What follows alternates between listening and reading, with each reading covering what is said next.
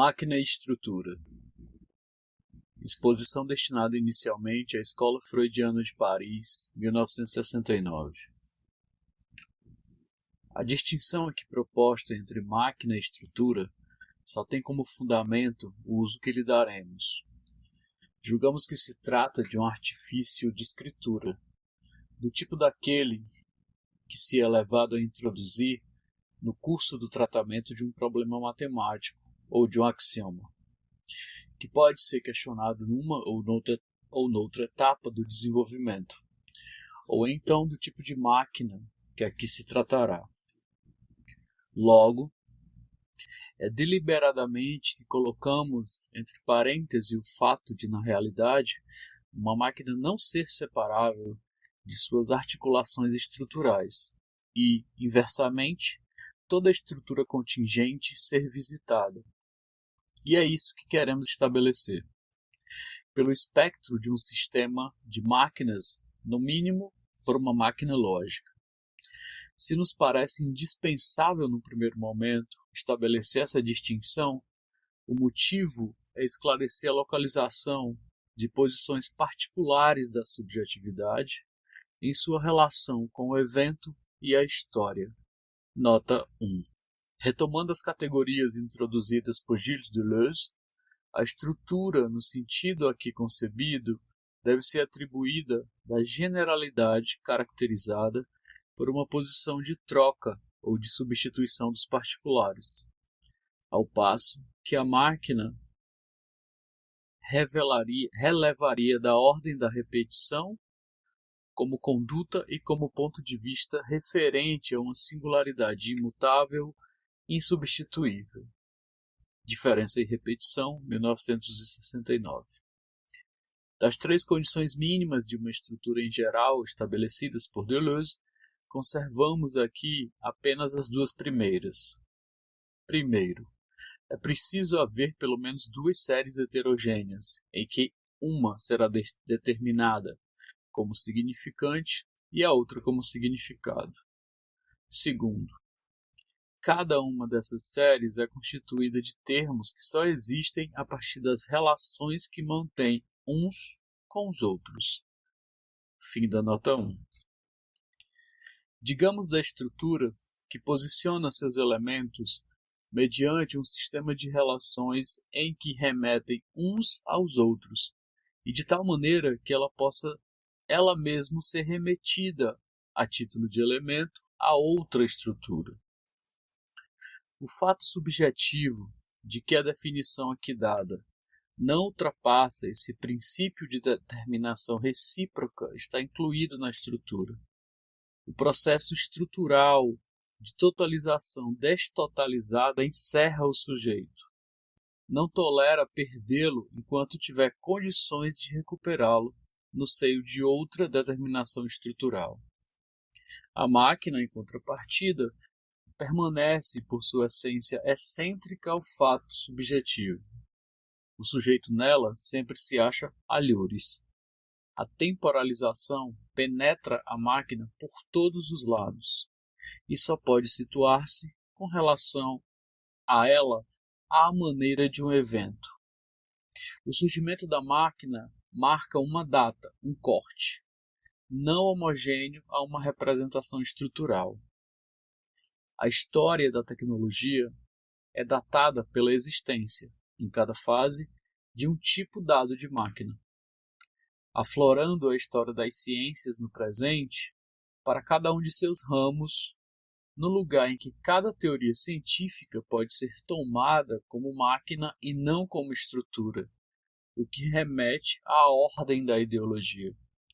Toda máquina é negação, assassinato por incorporação, a ponto de deixar praticamente só um resíduo da máquina a que substituiu. Em termos potenciais, entretém o mesmo tipo de relações com a máquina que a vai suceder. A máquina de antes, a máquina de hoje e a máquina de amanhã não entretêm entre si relações estruturais, só um processo de análise histórica, o recurso a uma cadeia significante extrínseca à máquina, um estruturalismo histórico, digamos, permitiria reaprender globalmente os efeitos de continuidade, de retroação e de encadeamento que a máquina é suscetível de representar. O sujeito da história está, para a máquina, em outro lugar, na estrutura. A bem dizer, o sujeito da estrutura, considerado em sua relação de alienação com um sistema de totalização destotalizada. Deveria antes ser remetido a um fenômeno de metade, opondo-se aqui o ego ao sujeito do inconsciente, na medida em que responde ao princípio enunciado por Lacan. Um significante o representa para o outro significante. O sujeito inconsciente como tal estará, por sua vez, ao lado da máquina. Ao lado da máquina, digamos. Ponto de ruptura da máquina, corte aquém e além dela. O indivíduo, em sua relação com a máquina, foi descrito pelos sociólogos da estirpe de George Friedman como estando numa relação fundamental de alienação. Isso é exato se se considerar o indivíduo como estrutura de totalização imaginária. Mas a dialética do mestre e do aprendiz, as imagens corriqueiras do roteiro turístico do francês dos ofícios e etc., perderam todo o sentido diante do maquinismo moderno, que a cada etapa tecnológica exige de seus especialistas que voltem a partir do zero. Mas não deve, justo essa volta ao zero, ser situada no princípio mesmo da ruptura essencialmente que marca o sujeito inconsciente. A iniciação no ofício, a cooptação no corpo profissional, não mais passa por mediações institucionais, ao menos do tipo que respondiam a um princípio que poderia ser enunciado da seguinte maneira: o ofício precede a máquina. Com o capitalismo industrial, a evolução espasmódica do maquinismo corta e recorta a atual ordem dos ofícios. Nesse sentido, a alienação do trabalhador com relação à máquina o expele de todo equilíbrio estrutural, transfere-o a uma proximidade máxima com um sistema radical de ruptura, de castração, digamos, que lhe tira todo o fôlego, toda a segurança sustentante, que lhe nega a legitimidade de um sistema de pertencimento a um corpo profissional. As ordens profissionais que ainda subsistem, como a dos médicos, dos farmacêuticos, dos advogados e etc., não passam de resíduos das relações de produção anteriores ao capitalismo. É certo que essa ruptura é insuportável. Também a produção institucional se dedica a mascarar seus efeitos mediante a instalação de sistemas equivalentes de ersatz, cujo correspondente ideológico não deve ser buscado apenas do lado paternalista, de tendência fascista, com seus lemas a respeito do trabalho, da família e da pátria, mas igualmente nos seios das diferentes versões de socialismo, incluídas as que podem parecer mais liberais, como em Cuba, por exemplo. Com sua opressora apologia do trabalhador modelo, sua exaltação da máquina, cujo culto funciona como o do herói antigo. No tocante ao trabalho da máquina, o trabalho humano nada mais importa. Digamos antes que importa o trabalho do nada, como específico do trabalho moderno, ao menos em termos de tendência. O trabalho do feedback, retroalimentação, reduzido a pressionar o botão vermelho ou negro, a depender dessa ou daquela ocorrência. Por outro lado, programada. O trabalho humano não passa de resíduo ainda não integrado do trabalho da máquina. O trabalho do operário, do técnico, do cientista vai ser recuperado, incorporado às engrenagens da máquina de amanhã. O gesto repetido não mais oferece hoje garantia ritual.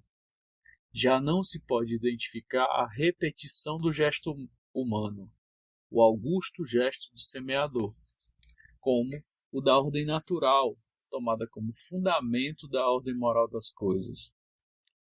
A repetição do gesto não mais funda um ser para a profissão. O trabalho humano moderno é mero subconjunto residual do trabalho da máquina. O gesto humano residual não é mais que um processo adjacente e parcial do processo subjetivo secretado pela ordem da máquina. Com efeito, a máquina transferiu-se para o cerne do desejo, não sendo o gesto humano residual coisa alguma além do lugar de marcação da máquina sobre a totalidade imaginária do indivíduo. Conferir a função do 1 menos A de Lacan. Nota 2. Lacan propõe duas funções com esses termos, a partir da relação entre um e o outro, 1 mais A, ou um em conjunto com o objeto A, e 1 menos A, o 1 em distinção com respeito ao objeto A. Nota do tradutor. Fim da nota 2. Toda descoberta nova, por exemplo, no domínio da pesquisa científica, atravessa o campo estrutural da teoria à maneira de uma máquina de guerra, perturbando-a por inteira e remanejando-a até impor-lhe uma radical transformação. O próprio pesquisador é arrebatado pelas consequências desses processos. Sua descoberta vai além dele, em todos os aspectos, arrebatando em seguida ramos inteiros de pesquisas, perturbando inteiramente o estado interior da árvore de implicações das ciências e das técnicas. Mesmo no caso em que uma descoberta é batizada com o nome de seu autor, o efeito considerado, longe de se personalizar, tende pelo contrário a fazer desse nome próprio um nome comum. Aflora a questão de saber se essa abolição do indivíduo com relação à sua produção vai ser algo com tendência a generalizar-se nas outras ordens de produção. Se é verdade que essa subjetividade inconsciente, na qualidade de corte sobreposto de uma cadeia significante, se acha transferida fora do indivíduo e das coletividades humanas para a ordem da máquina, nem por isso deixa ela de ser não representável no nível específico da máquina. É um significante apartado da cadeia estrutural inconsciente que vai funcionar a título de representante da representação da máquina. A essência da máquina é precisamente a operação de apartar um significante como representante, como diferenciante, como corte causal, heterogêneo à ordem de coisas estruturalmente estabelecida. É essa operação que liga a máquina ao registro de dupla face do sujeito desejante e de seu estatuto de raiz fundadora das diferentes ordens estruturais que lhe correspondem. A máquina, como repetição do singular, constitui um modo, e mesmo o único modo possível, de representação unívoca das diversas formas de subjetividade na ordem do geral sobre o plano individual ou coletivo. Se se quiser considerar a questão sob o ângulo inverso, a partir do geral, ter-se-á a ilusão de um apoio possível num espaço estrutural, pré-existente ao encontro contingente com o corte da parte da máquina. Essa cadeia significante pura, basal, uma espécie de paraíso perdido do desejo, ou dos bons velhos tempos de antes do maquinismo, poderia então ser considerada uma metalinguagem, referencial absoluto, que sempre poderia ser produzido no lugar e em lugar de um evento contingente, ou de uma marca singular. Chegar-se-ia, assim, a situar indevidamente a verdade do corte, a verdade do sujeito, no nível da representação, da informação, da comunicação, dos códigos sociais e de todos os outros modos de determinação estrutural. A voz, como máquina de fala e palavra, corta e funda a ordem estrutural da língua-linguagem, e não o contrário. O indivíduo assume, no plano de sua corporeidade, as consequências do entrecruzamento de cadeias significantes de toda a ordem que o atravessam e o dilaceram. O ser humano é presa do entrecruzamento entre a máquina e a estrutura. Os grupos sociais não dispõem de semelhante superfície de projeção, mas apenas de modos de decifração e de localização sucessivos e contraditórios, aproximativos e metafóricos, a partir de diferentes órgãos estruturais, por exemplo, trocas, mitos, etc. Cada ruptura produzida pela intrusão de um fenômeno de máquina vai ver-se aí em conjunção com o estabelecimento do que vamos denominar um sistema de antiprodução, modo representativo específico da estrutura. Inútil dizer que a produção advém da ordem da máquina. A ênfase aqui é posta sobre seu caráter de corte subjetivo, como elemento distintivo da ordem da produção. Trata-se, assim, de dispor de um meio de localização que evite a passagem mágica de um plano ao outro. Trata-se, por exemplo, de remeter ao mesmo sistema de produção aquilo que ocorre na ordem da indústria, no nível da oficina ou do gabinete de estudos, e que está em questão na pesquisa científica e até na ordem literária, poética, onírica, etc.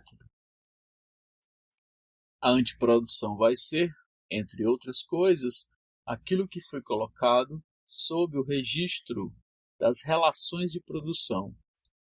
A antiprodução terá de realizar uma espécie de reequilíbrio imaginário, não necessariamente no sentido da inércia e do conservadorismo, porque ela também pode levar à generalização, no âmbito de uma dada atmosfera social, de um novo modo dominante de relações de produção, de acumulação, de circulação, de distribuição ou de qualquer outra expressão superestrutural de um novo tipo de máquina econômica. Seu modo de expressão imaginária é, portanto, o da fantasia transicional. Voltemos ao outro extremo da cadeia, ao plano da produção onírica. Identifiquemos a antiprodução com a elaboração de um conteúdo manifesto do sonho, em oposição às produções latentes articuladas às máquinas pulsionais constituídas pelos objetos parciais. O objeto A, descrito por Lacan como raiz do desejo, umbigo do sonho, também irrompe no seio do equilíbrio estrutural do indivíduo à maneira de uma máquina infernal. O sujeito se vê rejeitado de si mesmo, de modo proporcional ao corte que o objeto máquina A modula no campo estrutural da representação. Dispõe-se para ele registros de alteridade, que se posicionam de forma específica a cada etapa do processo. A fantasmatização individual corresponde ao modo de localização estrutural por meio de uma língua singular, articulada às instâncias repetitivas das maquinações do desejo.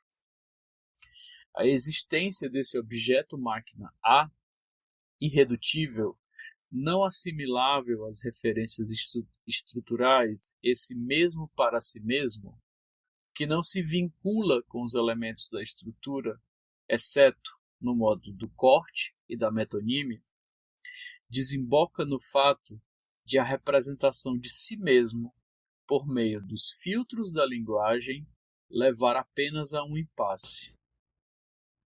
a um ponto de ruptura e de apelo de uma alteridade repetida.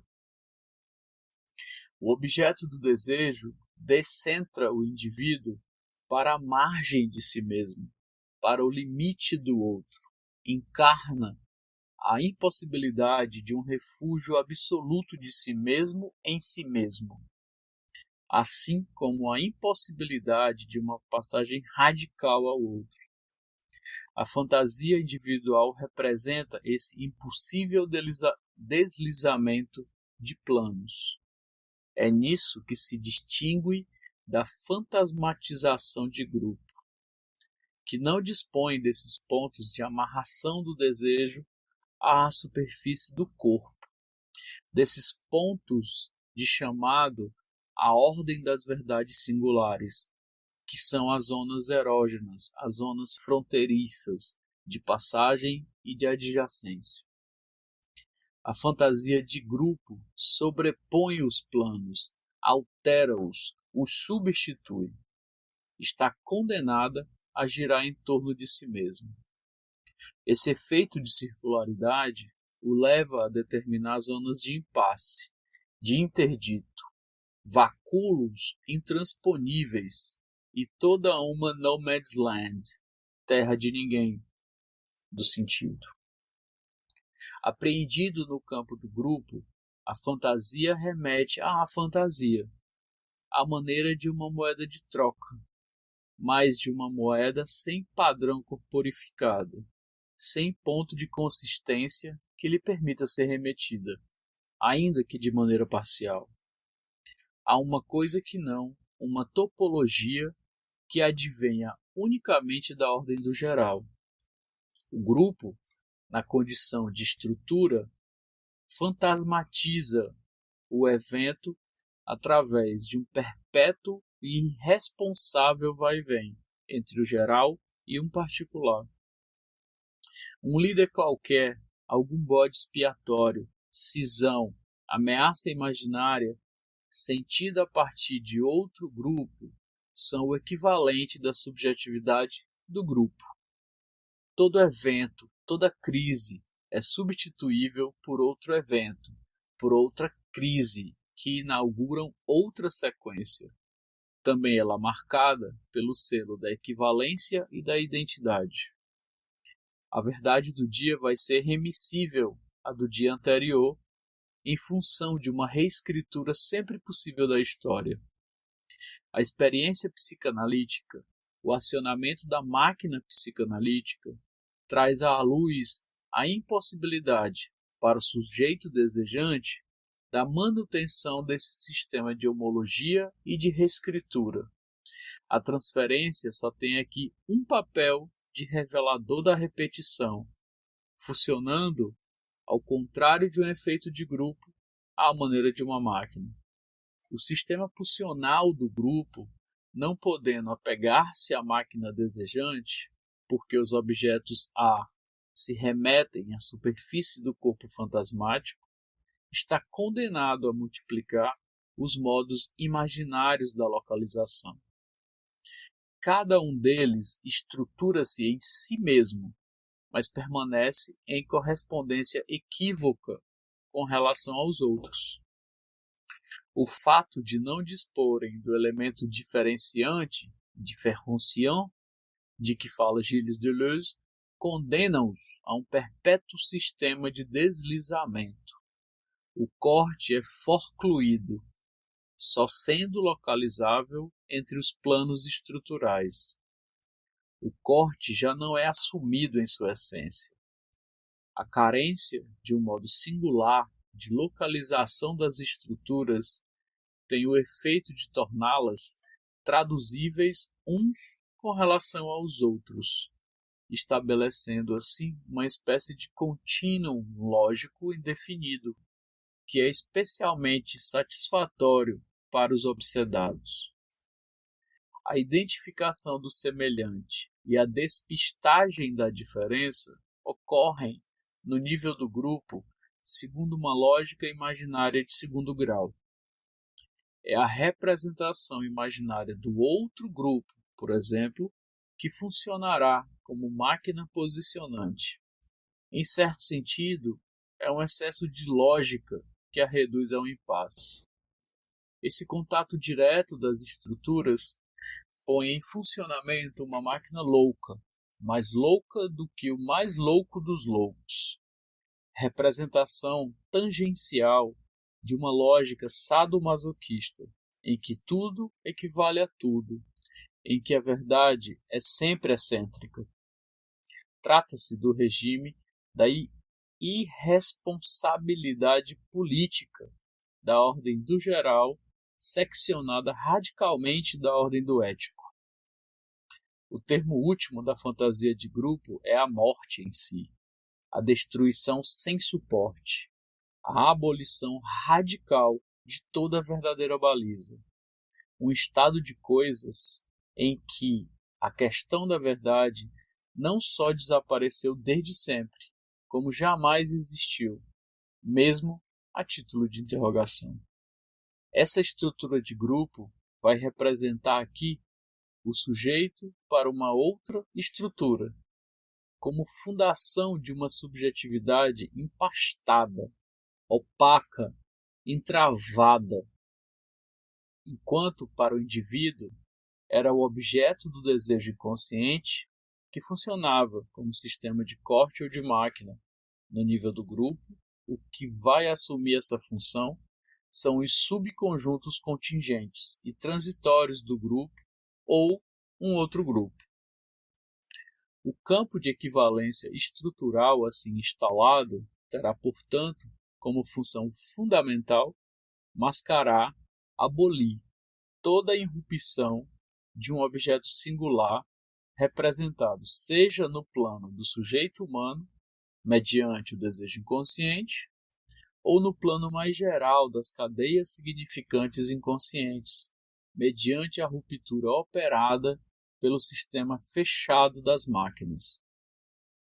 A ordem estrutural do grupo, a da consciência, da comunicação, é assim circunscrita por todos os lados por sistemas de máquinas, sobre os quais jamais terá controle, sejam eles objetos A, como máquina inconsciente do desejo, ou fenômenos de ruptura, vinculados com máquinas de diferentes gêneros. A essência da máquina, como fato de ruptura, como fundação atópica dessa ordem do geral, desemboca na impossibilidade de distinguir, com o passar do tempo, entre o sujeito inconsciente do desejo e a própria ordem da máquina. Além ou aquém de todas as determinações estruturais, o sujeito da economia, o sujeito da história, o sujeito da ciência encontram esse mesmo objeto A como corte fundador do desejo. Uma estrutura que funciona como sujeito para outra estrutura seria, por exemplo, o fato de a comunidade negra nos Estados Unidos representar o ponto de referência de uma ordem branca das coisas. Face a face, opaco, absurdo, indecifrável para uma consciência modernista. Uma problemática inconsciente põe em causa aí a recusa de uma alteridade mais radical que estaria em conjunção, por exemplo, com uma recusa da alteridade econômica. O evento do assassinato de Kennedy representa o impossível reconhecimento da alteridade econômica e social dos países do terceiro mundo, como o testemunha o fracasso da Aliança para o Progresso, o empreendimento de destruição do Vietnã e etc. Caberia marcar aqui os pontos de junção e de continuidade entre a economia libidinal e a economia política. Nesta ou naquela etapa da história, surge uma focalização do desejo no conjunto das estruturas. Propomos-nos a reconhecê-la sobre o termo geral máquina, quer se trate de uma nova arma, de uma nova técnica de produção, de uma nova axiomática religiosa, de grandes descobertas, a descoberta das Índias, da relatividade, da Lua, da China, etc. Para enfrentá-la, a antiprodução estrutural se desenvolve até seu próprio ponto de saturação, enquanto a ruptura revolucionária também desenvolve, por sua vez, em contraponto, outro campo descontínuo de antiprodução, que tende a reincorporar o insuportável corte subjetivo, tudo que faz que ela continue a escapar à ordem antecedente. Digamos da revolução, do período revolucionário, que são o tempo em que a máquina representa a subjetividade social para a estrutura, e que o faz em oposição à fase de opressão, de estagnação, em que as superestruturas se impõem como representação impossível dos efeitos de máquina. O referente comum desses tipos de escrituras no nível da história seria a instalação de um puro espaço do significante, em que a máquina representaria o sujeito para outra máquina. Mas não se poderia continuar então a dizer da história como lugar do inconsciente, que ela é estruturada como uma linguagem, uma vez que não existe uma forma escritural possível de uma tal linguagem. É com efeito impossível economizar o discurso histórico real, a característica contingente que faria de uma dada etapa, de um dado significante, vá ser representado por um dado evento ou por um dado grupo social, pela irrupção de um indivíduo, de uma descoberta e etc.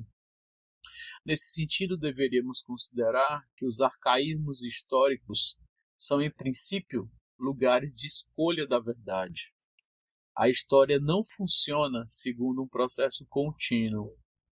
Os fenômenos estruturais se distribuem aí segundo sequências particulares, para exprimir e marcar as tensões significantes inconscientes até seu ponto de ruptura.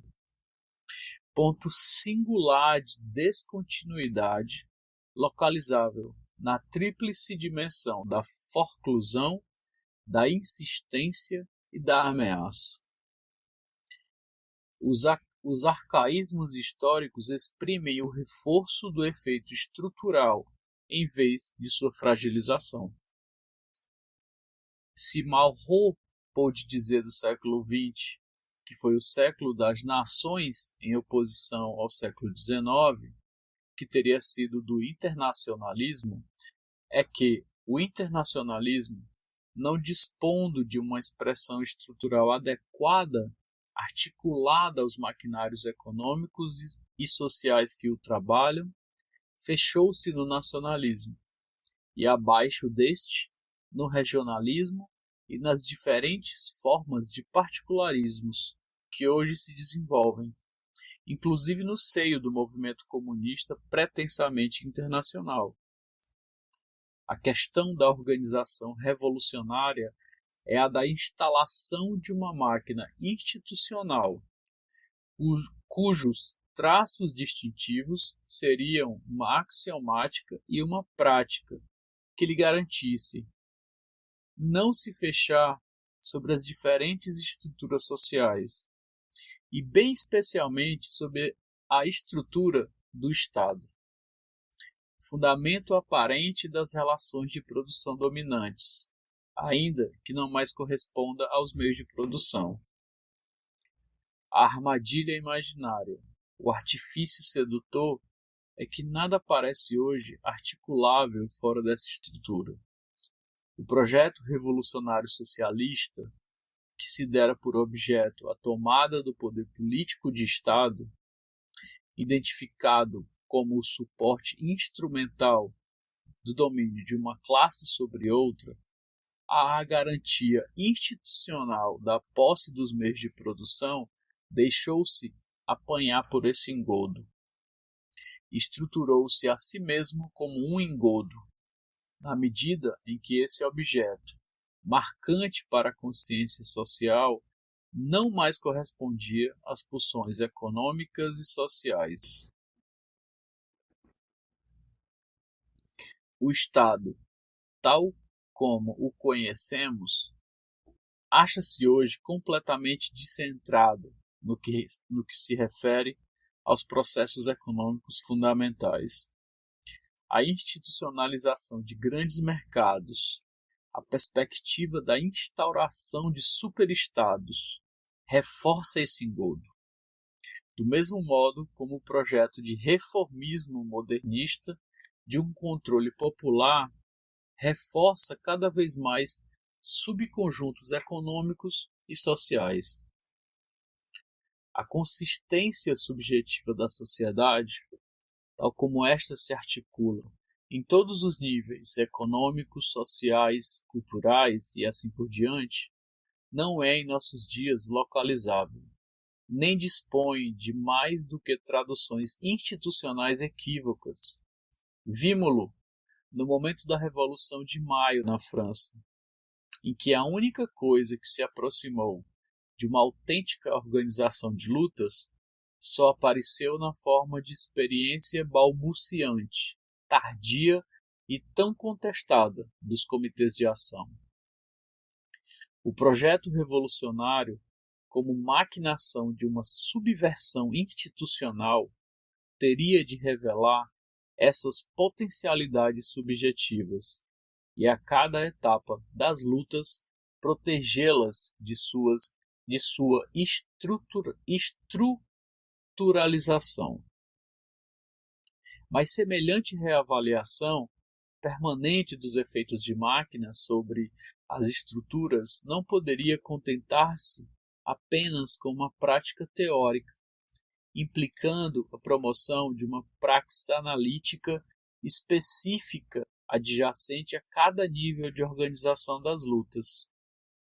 Uma tal perspectiva permitiria, em contrapartida, situar a responsabilidade que, a este ou a aquele título, tem condição de se articular à letra do discurso teórico no contexto em que ela marca a luta de classes no cerne do desejo inconsciente.